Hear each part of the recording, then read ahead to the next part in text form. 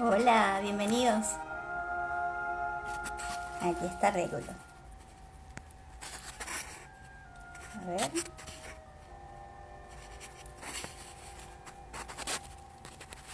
Ahí te mando la invitación.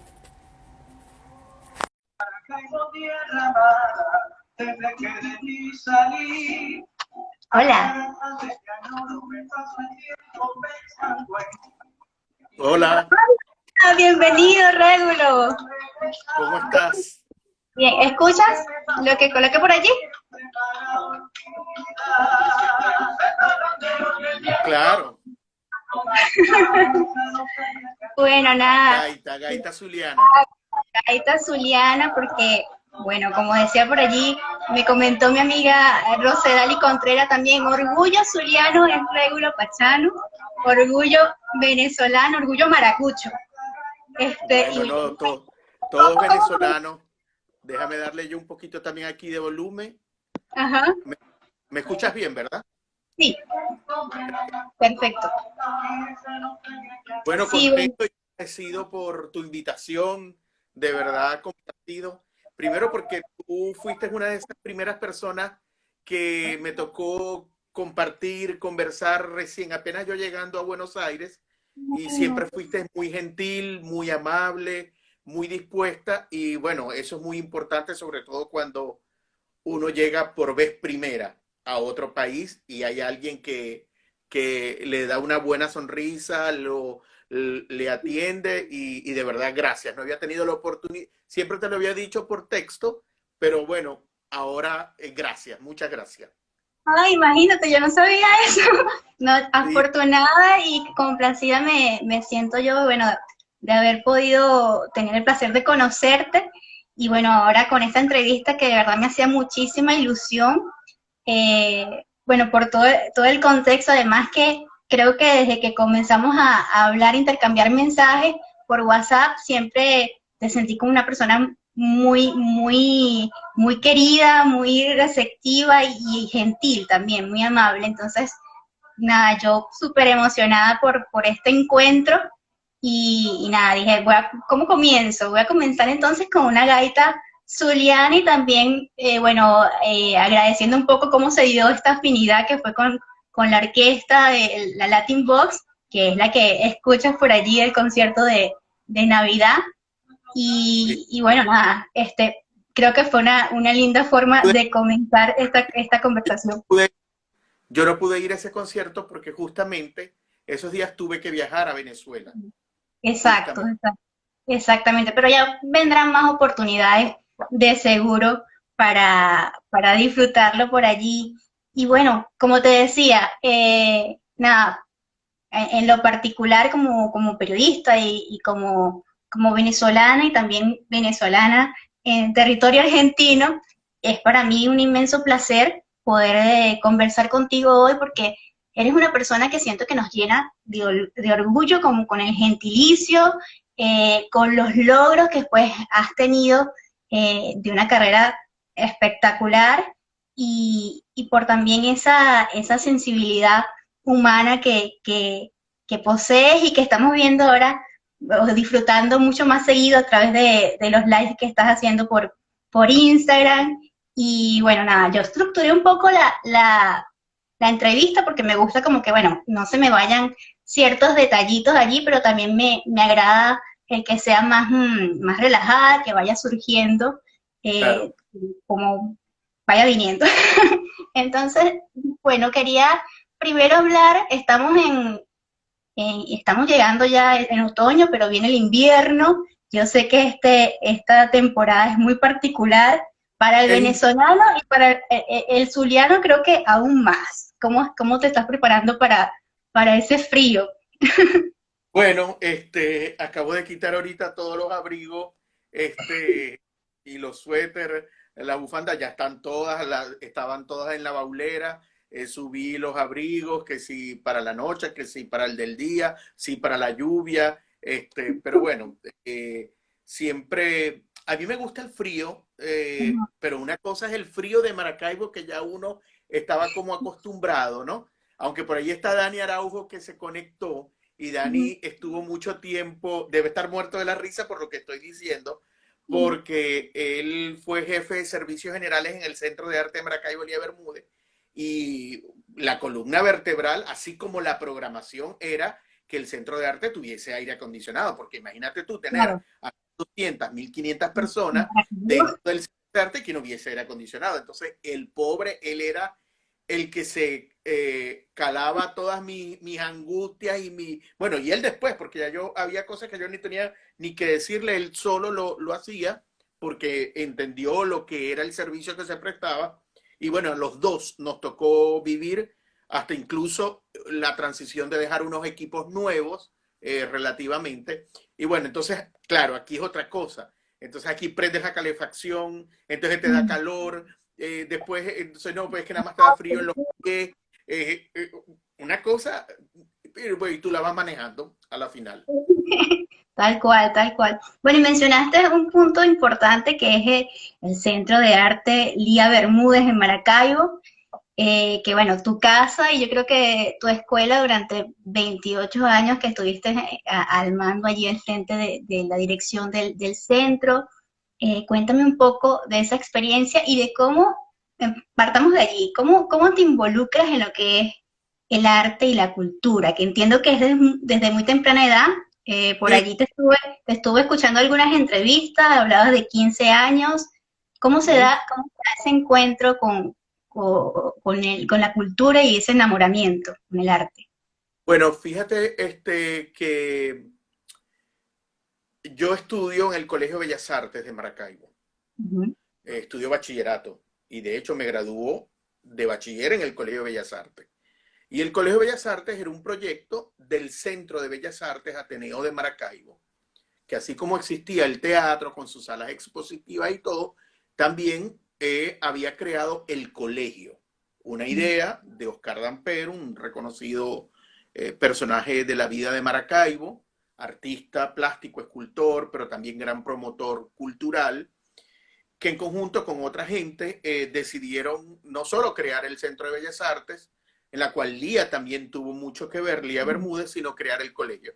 Y bueno, cuando yo estudiaba en el colegio, era un colegio de una formación integral, no era un colegio tradicional, era un colegio totalmente distinto al colegio normal que existía en Maracaibo, porque nosotros aparte teníamos club de numismática, club de filatelia, club de excursionismo, el que quería estudiar piano estudiaba piano, el que quería estudiar fagot estudiaba fagot, había grupo de teatro, había coral, nosotros teníamos que estudiar obligatoriamente historia de la música, historia del teatro, formaba parte del pensum regular de estudio.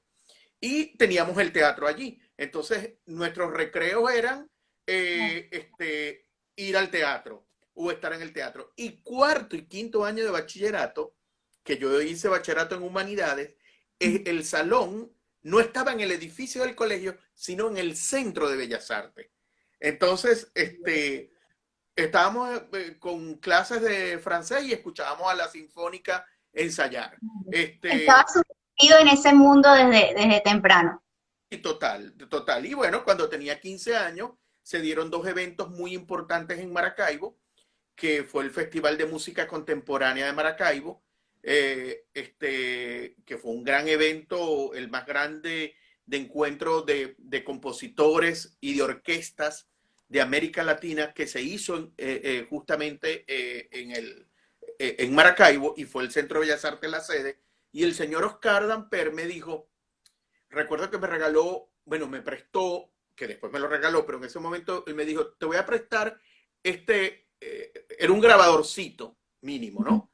Y me dice, cuando tú ves que un director de orquesta o un músico, los periodistas estén entrevistándolo, tú no tienes que hacer nada, tú solamente colocas el grabador y grabas todo lo que ellos digan, porque era para hacer el registro de la institución, ¿no? Claro. Como tal. Y luego llegó a Maracaibo también en esa época un gran bailarín que era Godunov, que acababa de desertar a la Unión Soviética en una gira que estaba por Estados Unidos. Él se salió del Bolshoi, se escondió y empezó a hacer su carrera y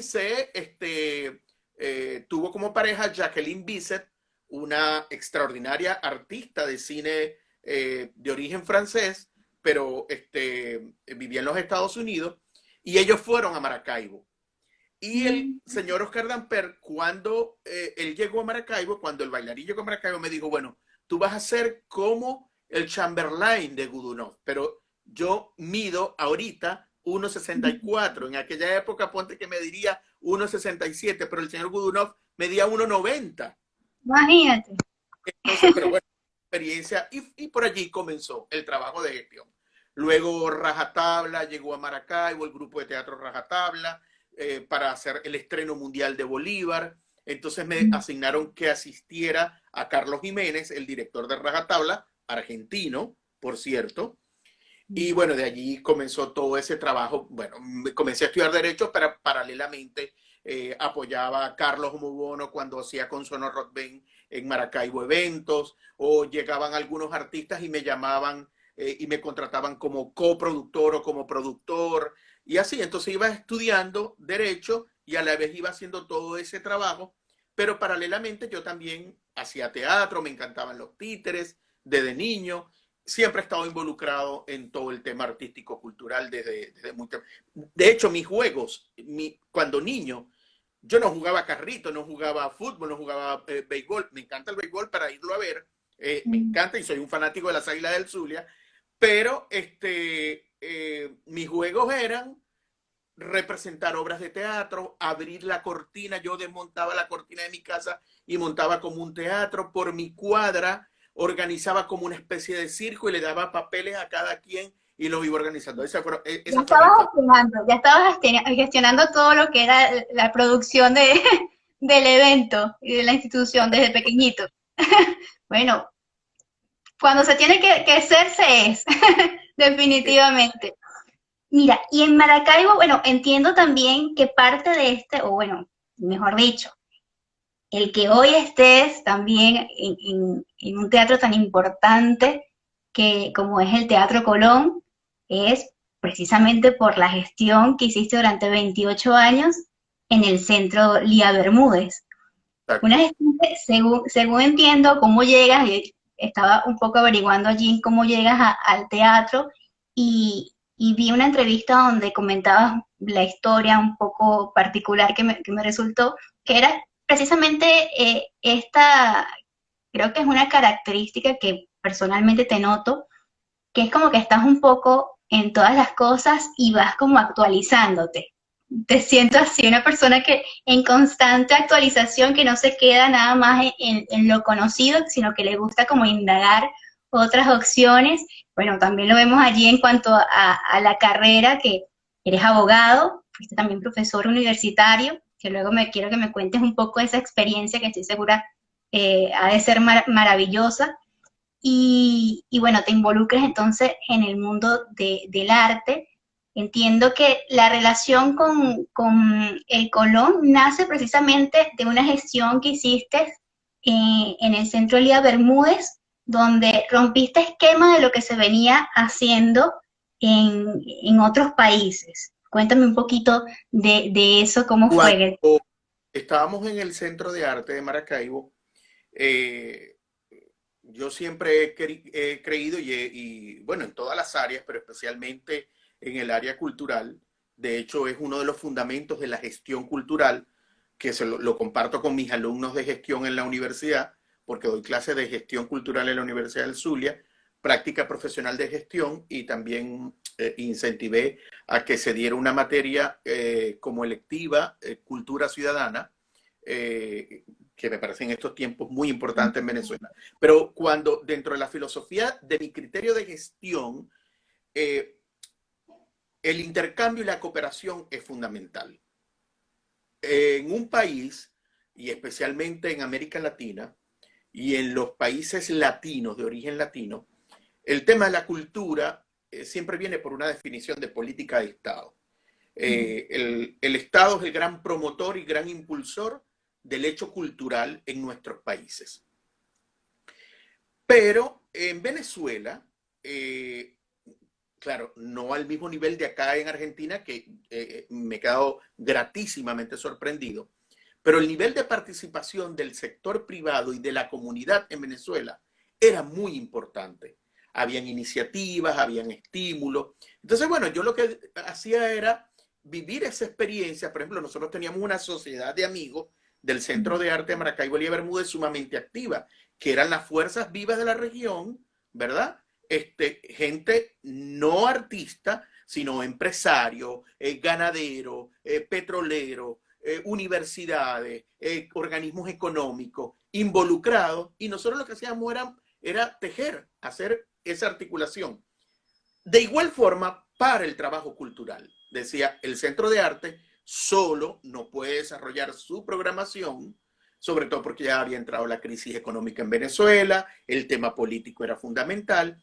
Entonces, bueno, por un lado, en mi formación de abogado, no me puedo deslastrar de ella, y me pongo a revisar cuáles son los convenios internacionales que tiene Venezuela en materia cultural. Y me encuentro que existe, que se acababa de formar, una red de centros culturales de América y Europa, y yo digo, red de centros culturales de América y Europa, entonces me la pongo a revisar y me doy cuenta que estaba pintado perfectamente el Centro de Arte Maracaibo Lía Bermúdez.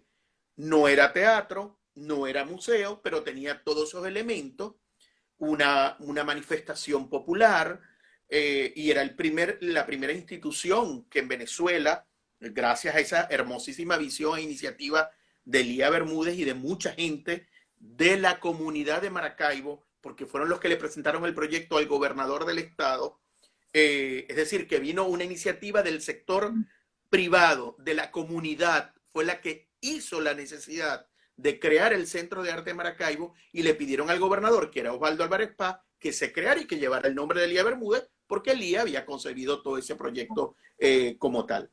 Entonces, bueno, allí yo le escribo a la organización que se iba a realizar el primer encuentro de centros culturales de América Europa en Casa de América, Madrid.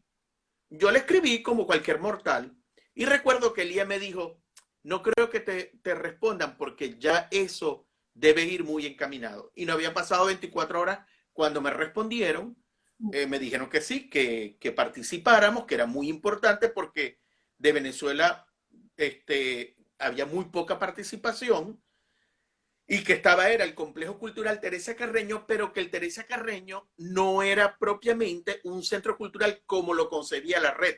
El Complejo Cultural Teresa Carreño era un teatro como tal. Entonces, bueno, yo nada, me busco y me voy y llego a Madrid y me instalo en el primer encuentro de centros culturales de América y Europa.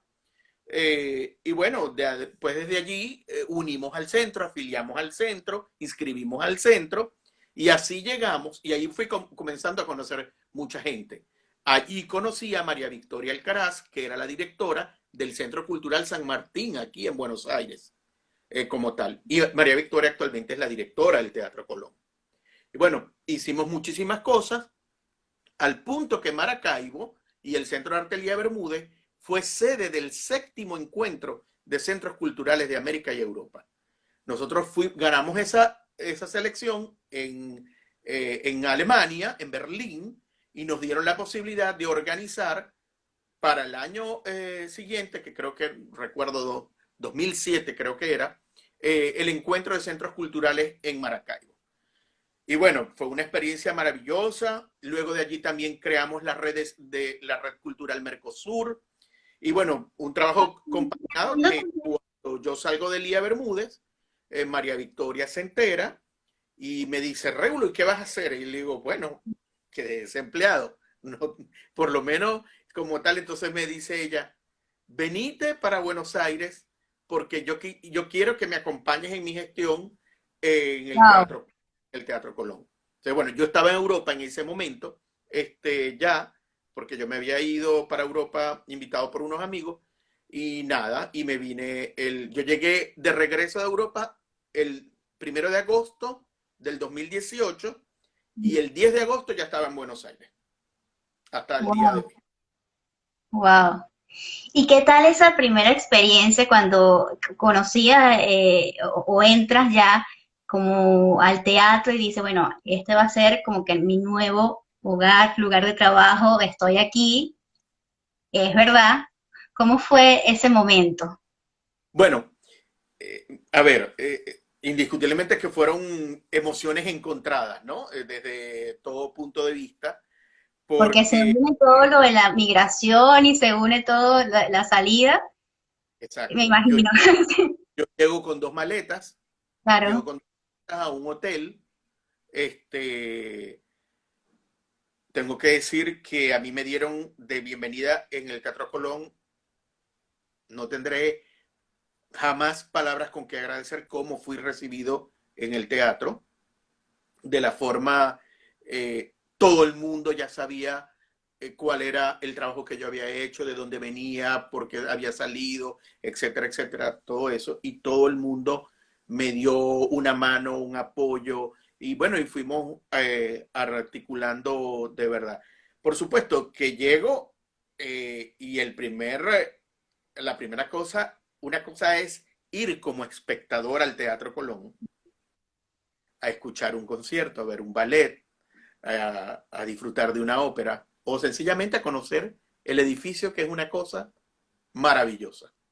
Yo le tengo que dar gracias a Dios porque indiscutiblemente yo estaba en el edificio más hermoso que existe en Maracaibo, porque era recuperar el antiguo mercado y convertirlo en un centro cultural.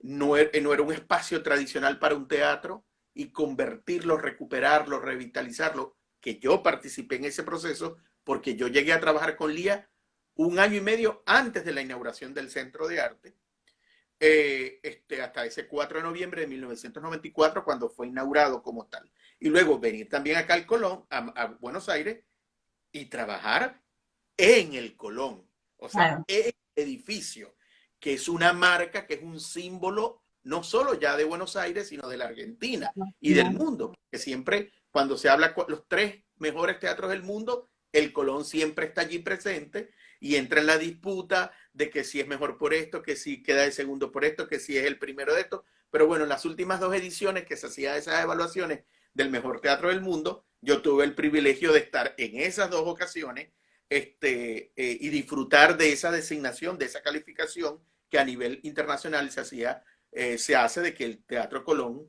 es el mejor teatro del mundo. Y bueno, lo más bonito de esto es que me pega primero los horarios, porque yo recuerdo que mi primer día al Colón, yo llegué a las 8 de la mañana al Colón y los vigilantes me miraban, como, ¿usted qué hace muy aquí? bien. Entonces yo llamo a María Victoria, la directora de Colón, y me dice, pero es que creo que estás yendo muy temprano. ¿Cómo que muy temprano? Yo en Venezuela estaba acostumbrado que yo daba clase en la universidad a las 7 de la mañana, un lunes a las 7 de la mañana, y Tal terminaba de dar cual. clase a las media y me iba directamente para el centro de arte. Y cuando no tenía clase, a las 8 de la mañana, ya todos estábamos en el centro de arte hasta la hora que nos tocara andar, ¿no? Eso te demuestra también un poco todo lo que tú aprendes en un país como Venezuela. Mm, Muchas veces la gente no valora, no. Y como me lo dijo mi entrevistada del pasado sábado, que me pareció genial, Katy Yujas, porque la gente cree que cuando uno llega a otro país, llega en cero. Llega un cero en relación a las relaciones, y valga la redundancia, algunas veces. Pero no, lo que te va a permitir continuar, enfrentar y todo, es todo lo que tú aprendiste y viviste en tu país, en este caso, en nosotros, en Venezuela. Entonces, bueno, llegar al Colón, recuerdo, lo primero que yo hice fue, dije, por favor, quiero ir al escenario y quiero estar en el escenario y ver cuando se abre ese telón, porque es una emoción, es una sensación distinta a estar tú del lado de la butaca y ver cuando se abre el telón. No, es cuando se abre el telón y tú ves la majestad y la responsabilidad que está en tus manos allí.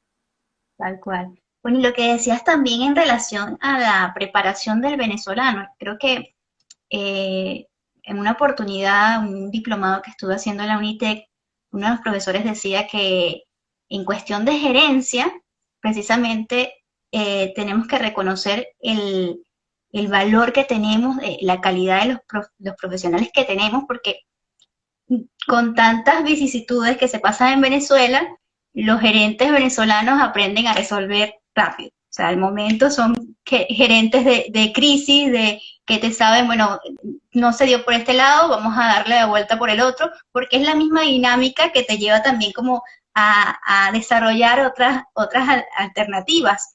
Y creo que eso también es primordial y cuando uno emigra, pues se nota en cómo se va adaptando a los procesos, a los cambios que tienes dentro del mismo contexto social. Creo que es algo que se puede ver y que por eso también hemos como adoptado la fama de ser resilientes, porque en el mismo país nos hemos tenido que readaptar, reajustar millones de veces. Entonces, como que ya estamos con esa costumbre un poco. ¿Cómo fue tu experiencia ahora como migrante al llegar? Vienes y pues caes en cuenta o materializa y puedes palpar el hecho de que estás en el Colón, de la responsabilidad que eso conlleva, eh, y bueno, también un esfuerzo merecido, ganado, de cómo se dieron todas las cosas todos estos años hasta llegar allí, pero también, bueno, vienes con una carga que creo que es inigualable y que no puede tampoco desaparecer por mucho que pues nos motiven ciertas cosas, que es la carga del emigrante, del llegar entonces a un nuevo país, ya bueno, me imagino que todos esos años en el centro y en la universidad también, uno hace como familia dentro de ese contexto laboral. Y bueno, Así. estar acá, venir, como decías, con tus dos maletas, ¿cómo fue ese proceso de adaptación? ¿Cómo lo has llevado?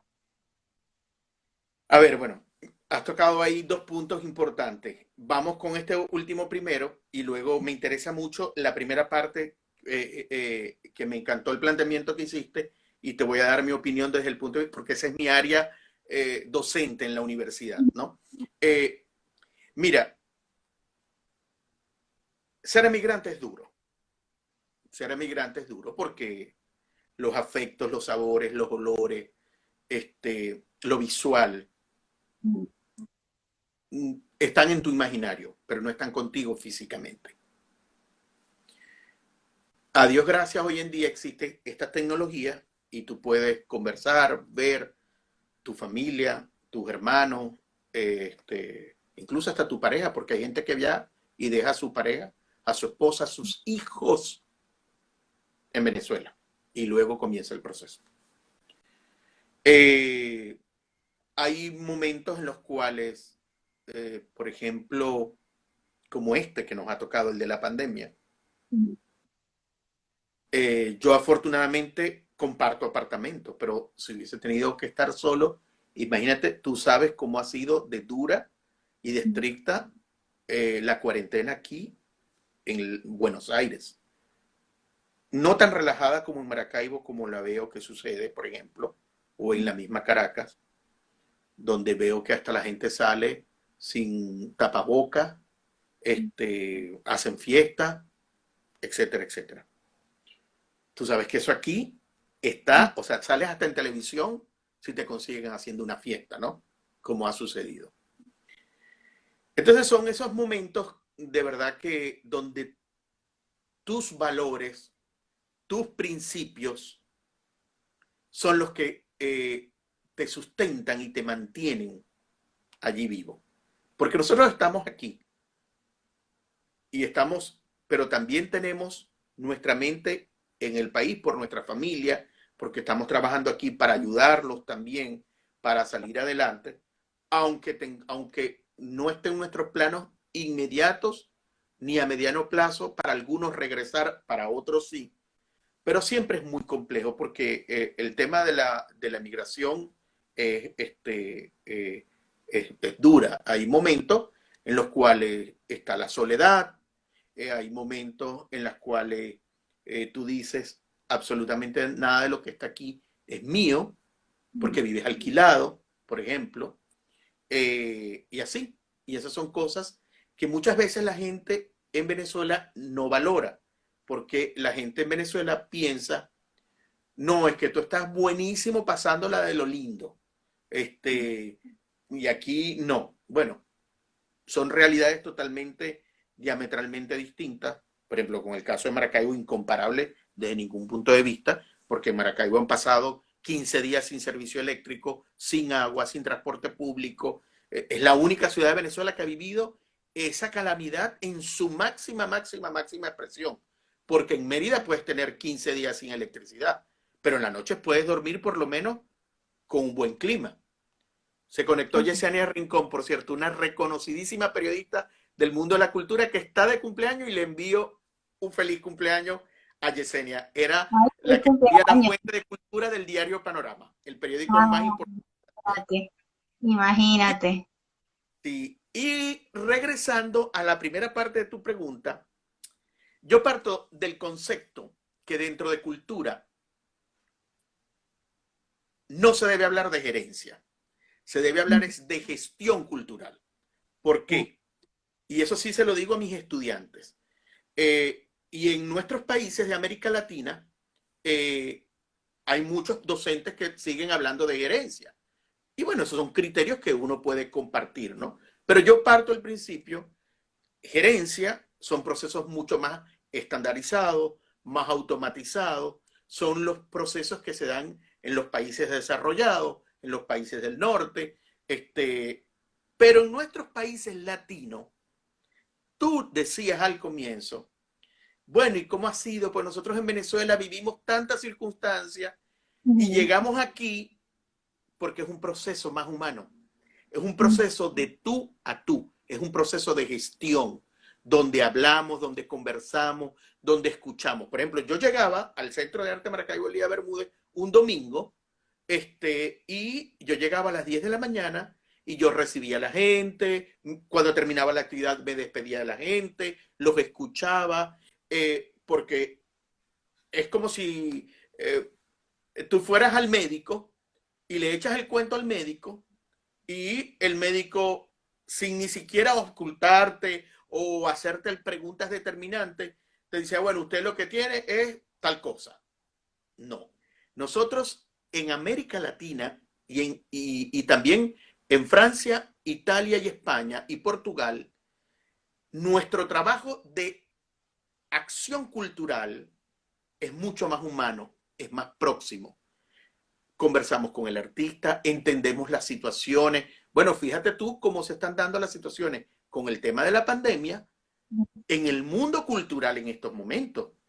Que En eso unos también países, lo en unos quiero. países, en unos países el Teatro Real de Madrid dice, el teatro tiene que abrir, punto y final. ¿Por qué? Porque el Teatro Real es privado y le interesa producir, tiene que, como tal. En otros países no. En otros países la protección, el resguardo, la integridad del ser humano, de la vida, entonces comienzan a darse otros elementos, como por ejemplo lo que hizo Alemania. Alemania dijo, perfecto, vamos a volver a la escena, pero no puede venir la orquesta completa, tiene que venir 10 músicos, ¿verdad? Barenboim, por cierto, el argentino, director argentino, estuvo ahorita en Alemania y nada más habían 100 personas en el público, porque la disposición del público por el tema del contagio cambió totalmente. Yo estoy trabajando en un equipo en el Colón con lo que es el protocolo de la reapertura del Teatro Colón, y eso me ha permitido conocer los protocolos sanitarios que se están dando en todos los puntos escénicos en el mundo, a nivel de la música, del teatro, de la danza, de la ópera, del canto, del folclore, del ballet, y me quedo asombrado porque cada teatro, cada país tiene una realidad y una particularidad, y así debe ser. Estados Unidos dijo, nosotros volvemos es en el 2021 y después de marzo, punto y final. El Metropolitan de Nueva York dijo eso. En otros países incluso dieron vacaciones colectivas hasta febrero del año que viene. Otros no, otros han sido más atrevidos y han dicho, bueno, el artista tiene que seguir trabajando, vamos a inventarnos y vamos a probar con los streaming. Mm, Sé que esto ha sido un tema de discusión muy, particular. muy álgido, porque bueno, hay cantantes, bueno, a mí particularmente, a mí no me gusta. Yo he tratado de ver el teatro por el celular y Claro, lo veo que hay unos panas amigos míos porque, y lo veo y lo sigo, pero este, sé que tiene su, a los que nos gusta esto, lo queremos ver en persona, sentir, claro, escuchar, es lo mejor. oler. Pero bueno, es muy buena alternativa porque esto también forma parte, estos aparaticos por el cual tú y yo nos estamos viendo y la gente nos está viendo y nos está escuchando, son respuestas del mundo de las industrias culturales y que son muy válidas y a Dios gracias han existido porque nos han llevado adelante oxigenadamente estos días tan complejos que ha vivido el mundo. Fíjate que de eso mismo te quería preguntar, ya más o menos me has dado la respuesta a la pregunta que tenía, era como, ¿cómo pensabas o cómo creías que iba a ser la evolución o el reajuste del panorama cultural después o post COVID, post pandemia?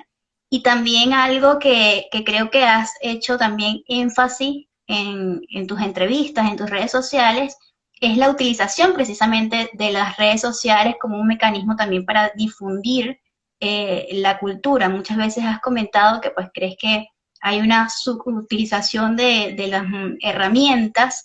Realmente. Eh, entonces, si me puedes comentar un poco eso, que además creo que Muy veo que lo estás lamentable. haciendo en Franca Ronda, que estás un poco llevando también la cultura con los protagonistas, los principales gestores al público, tratando de seguir pues difundiendo el arte y la cultura por allí. Sí, bueno, primero porque, mira, el tema de las industrias culturales es valioso. El cine, la radio, la televisión, la telefonía celular, esos son instrumentos de las industrias culturales. Aquí en Argentina, por cierto, hace como un mes más o menos, cuando escuchaba hablar a la gente del mundo de la economía acá, hablaron y dijeron, bueno, los ocho puntos estratégicos para la recuperación económica de la Argentina son esto, tal. Y no vi que estaba la cultura. Y yo dije, caramba, ¿a quién le están dando la información? A la televisión, a los periodistas. Caramba.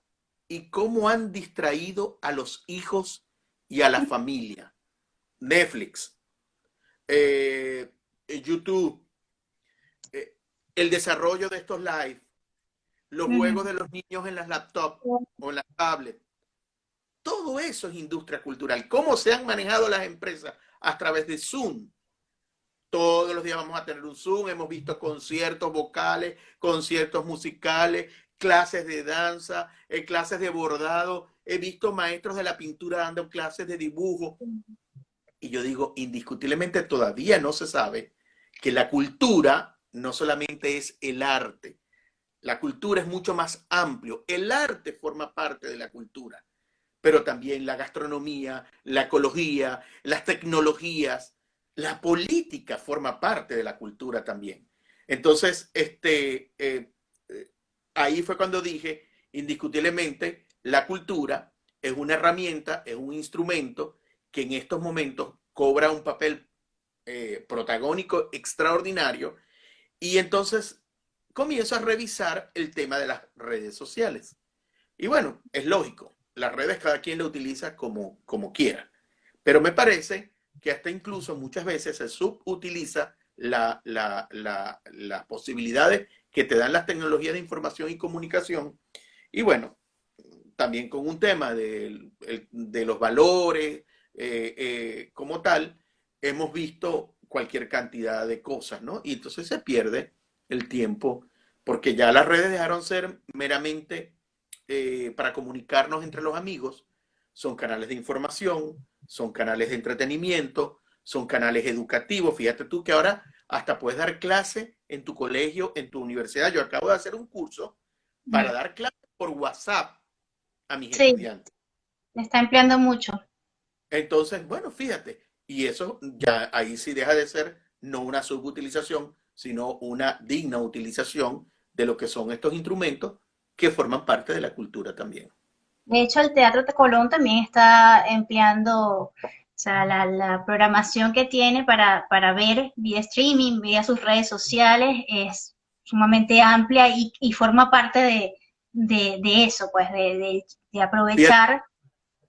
el Museo de Arte Contemporáneo del Zulia ha hecho, es uno, yo creo que es el único museo, ojo, y lo puedo decir con toda propiedad, porque yo que normalmente estoy muy pendiente de lo que sucede culturalmente en Venezuela, el Museo de Arte Contemporáneo del Zulia, el MAXUL, que es el museo adscrito a la Universidad del Zulia, su ente tutelar es la universidad, ha dispuesto, tiene en el último mes una cantidad de exposiciones digitales en sus redes, mostrando su colección, convocando a artistas nuevos, propuestas nuevas y artistas nacionales, no solo del Zulia. Y esa dinámica es maravillosa, que la hagan las instituciones culturales. El Museo Itinerante de San Benito, que el sábado lo tengo en mi programa de los sábados, es otro de los museos que está haciendo ese trabajo de mostrar su colección, de difundir, hablar un poco del artista. Y ahora que está cumpliendo sus 20 años, su aniversario va a ser todo digital, como tal. Entonces, fíjate, es un gran ejemplo de cómo se debe valorar y utilizar las tecnologías de información y comunicación. Y aquí hago un llamado también a los padres, porque los padres, de alguna manera, deben ser los orientadores en estos momentos de la utilización de las redes y su contenido. Acabo de participar en apoyo al Colegio de Bellas Artes, donde yo estudié bachillerato, que ellos están constantemente conectados y comunicados con sus representantes, con sus estudiantes, es a través de la mensajería, de videos que envían, de WhatsApp, y bueno, colaboré con ellos también, por ejemplo. Qué bueno. Y bueno, tocabas también el tema de los lives que estás haciendo y los invitados que tienes. ¿Cómo nace entonces esta de En Franca Ronda? Bueno, En el yo contexto, hice porque 19 años, yo hice ujú, 19 años radio en Maracaibo. Hice en Luz Radio, que es la emisora cultural de la Universidad del Zulia, hice radio y bueno, cuando me tuve que venir, dejé de hacer el ujú. programa. Entonces, cuando... Bueno, siempre está ese motorcito que te dice, hay que regresar de alguna manera. Y aparte que yo creo que lo que tú decías también, llega un momento en que tú no te puedes detener y tienes que generar conocimiento, tienes que buscar que queden esos testimonios. Yo pensando también en mis alumnos de la universidad, que aprovechen estas experiencias que yo tengo para que ellos puedan ver otras cosas distintas. Entonces, es muy difícil que tú puedas en Maracaibo llevar al primer bailarín del ballet del Teatro Colón. Entonces, bueno, yo lo conversé y lo tuve con él.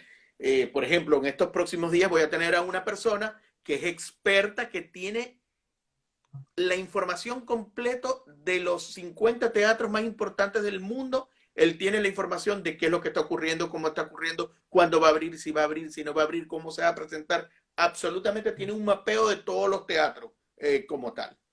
Eh, el tema del emprendimiento en actividad cultural, que fue lo que hice el sábado pasado con Katy Yujas, que fue la entrevistada. O reconocer, por ejemplo, el trabajo de María Brea, una venezolana cantante de ópera que está viviendo en Nueva York y acababa de ganar un concurso muy prestigioso, e importante en España, y tenía para este año una oferta de estar presente en los escenarios más importantes de Estados Unidos, y todo eso se congela, Con él. todo eso se paraliza. O hablar con Mario Biancardi, que por ejemplo es arquitecto, pero es fotógrafo, y tiene una visión de la ciudad como espacio cultural, como es, bueno, eso es lo que hago en Franca Ronda. Y a la vez, eso los días martes, porque los días sábados he entrevistado más a amigos, gente cercana, que la conozco bien desde niño, muchos años, y que entonces puedo ir vinculando su vida diaria con su hecho, y es para mostrar que las cosas se pueden hacer, que las cosas no es que la gente se las sacó en una lotería, sino que hay todo un proceso, hay una trayectoria, hay un mérito, Y sobre todo para la gente que está en Venezuela, servir uno como de estímulo, no de ejemplo, no de ejemplo, no, porque no me refiero a eso, no me creo ser ejemplo de nada, sino permitirle conectar a la gente con mis posibilidades, con mis amigos artistas, con mis momentos importantes y que los muchachos, los jóvenes, los estudiantes puedan aprender de ese proceso y entonces, bueno, quedan allí esos testimonios directamente. Por ejemplo, ese Juan Pablo Ledo fue maravilloso porque no era solo tener a entrevistar al primer bailarín del Teatro Colón, sino entrevistar a una persona sumamente humana, con una paz espiritual hermosísima y su disposición, ¿no? A conversar, a compartir, muy hermoso. Este Muy desde lo próximo, auténtico, perdón, muy desde lo auténtico, la esencia como tal. sí, desde su condición Persona humana. detrás del profesional a la persona. Sí, fíjate que la semana que viene, el próximo martes, tengo a una señora que es ciega. Mm, Y ella fue la fundadora de la Asociación de Ciegos del Estado Zulia. Y ella logró para Maracaibo, hace 40 años, el primer semáforo para ciegos que se instaló en América Latina.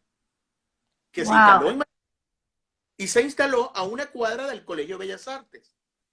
Entonces yo la tengo a ella, ¿no? Como invitada. ¿Pero por qué? Porque ella después logra todo un proceso educativo para ciegos en Maracaibo, muy importante.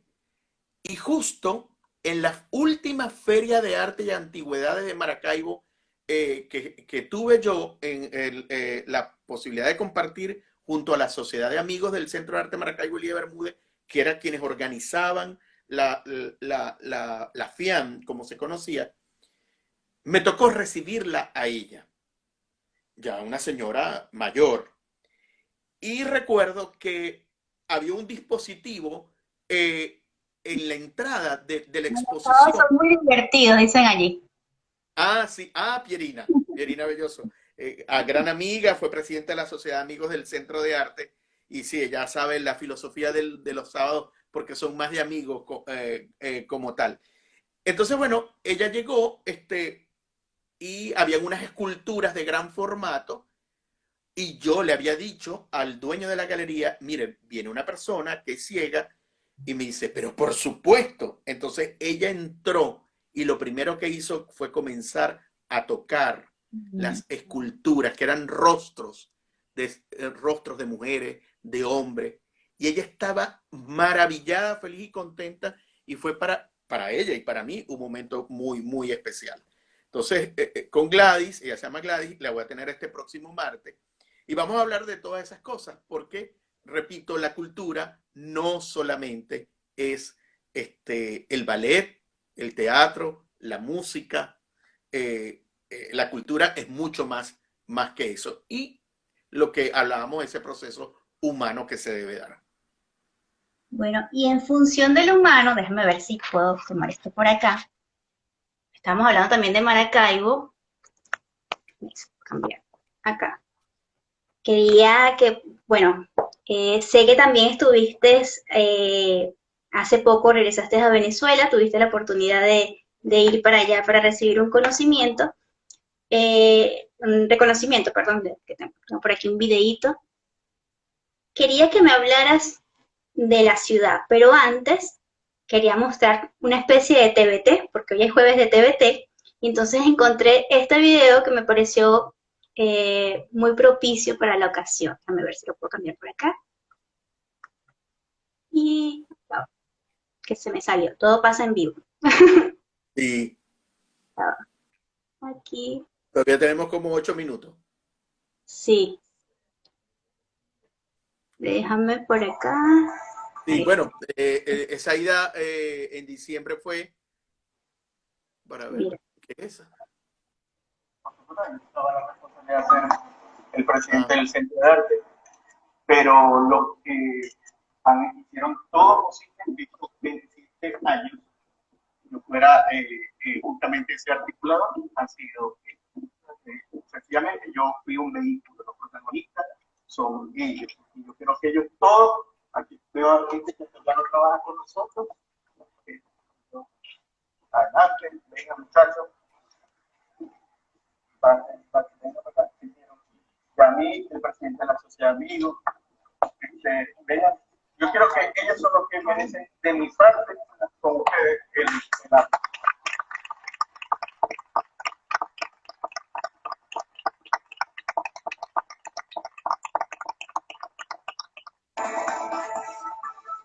Bueno, por allí. Ese recuerdo tan Bueno, bonito con el equipo, ¿viste? Luego mi trabajo de producción con el bueno, tú sabes equipo. que eso, yo vi eso, fue hace 3 semanas nada más, porque eso fue mi ¡Wow! último día, eso fue mi último día en el Centro de Arte y yo no lo había querido ver. Ah, Y entonces, bueno, lo vi hace que Norge Boscan, ujú, periodista, fotógrafo, eh, y Yeyito, ellos dos tienen ese maravilloso equipo y un programa de radio, de televisión maravilloso. Grabaron esos últimos momentos y últimos minutos míos en el Centro de Arte de Maracaibo, Elía Bermúdez.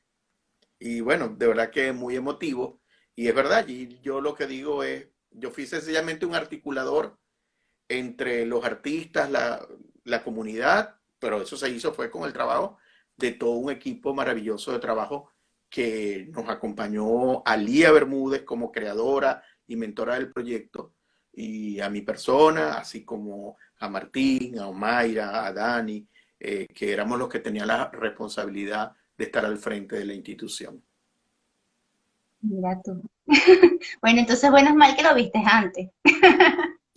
Que Y yo lo encontré por allí y me pareció muy significativo, porque además quería mostrarlo, porque habla de eso, o sea, de la calidad humana detrás del profesional, que es lo que se evidencia en ese video al pues retribuir todo a lo que es un equipo, que se hace familia cuando trabajas dentro de una organización.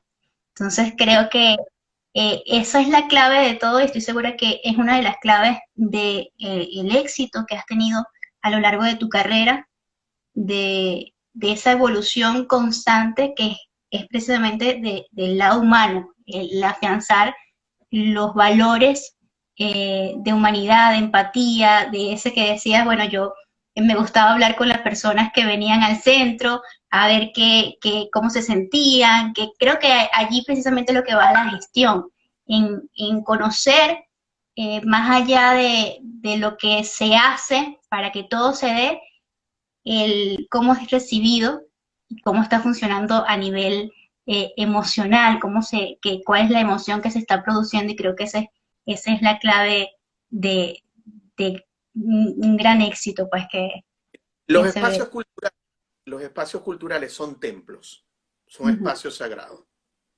porque son espacios para llenar y satisfacer tu alma, tu espíritu. Y eso es un trabajo sumamente celoso, respetuoso, digno, que no debe tener ni color político, ni tintura ideológica, ni relación con raza, sexo, religión, ni nada. No existe palabra más democrática que exista en cualquier lengua del mundo que la palabra cultura o culturas. No existe. La cultura es inclusiva, no exclusiva. La cultura es para unirnos todos. Y en un espacio cultural, cuando tú estás haciendo un trabajo de acción cultural, tú estás trabajando con las emociones, con lo humano, con el alma, con la creatividad, con los sentidos, porque tú ves, escuchas, puedes tocar, si te toca tocar una obra de arte, una escultura. Entonces, la piel te emociona. A ti una película, una escena, te hace llorar y te pone la piel de gallina. Igual un ballet, igual un concierto, un desfile de moda, en fin, todo lo que es el proceso escénico y artístico y estético es muy bello Y te pregunto, entonces cuando tú estás al frente de un espacio como ese, que es un templo, eso es como una catedral, es una catedral. Quien esté al frente de ese proceso tiene que entender, primero, que es un servidor público. Primero, tiene que entender que uno lo que hace es articular con la gente. La dignidad, el respeto que uno debe sentir en ese trabajo por el creador, por el artista y por el público, yo no puedo definirlo, porque para mí es sagrado, es absolutamente sagrado. Mi respeto, mi admiración, mi devoción hacia el creador, hacia el artista y hacia el público es fundamental en mi trabajo de gestión. Si yo no respeto, ni creo, ni en el artista, ni me importa el público, ni lo que piense, ni si afuera hay una cola y le cae la lluvia o la inclemencia del tiempo, estoy haciendo mal el trabajo. Estoy haciendo mal el trabajo. Bueno, Regulo, se nos acaba el tiempo. De verdad, mil gracias por esta entrevista, estos minutos que han sido nutritivos en todo aspecto. Me quedaron muchas cosas por preguntarte, pero ya será en otra oportunidad. De verdad que mil gracias y te mando un abrazo y saludos. Una segunda. Así es.